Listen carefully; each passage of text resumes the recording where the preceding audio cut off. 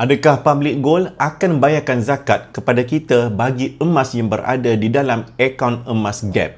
Tonton video ini untuk dapatkan jawapan dan juga penerangan. Emas di dalam akaun emas Gap, walaupun kita masih lagi belum ambil emas tersebut, namun pemilikan tersebut adalah hak mutlak dan juga 100% milik kita. Jadi, setiap gram yang berada dalam akaun emas Gap tersebut telah pun sempurna syaratnya dan juga kita mestilah mengambil tanggungjawab sendiri untuk mengira dan juga untuk menilai adakah gram di dalam akaun emas Gap tersebut cukup haul dan juga nisabnya untuk kita tunaikan zakat.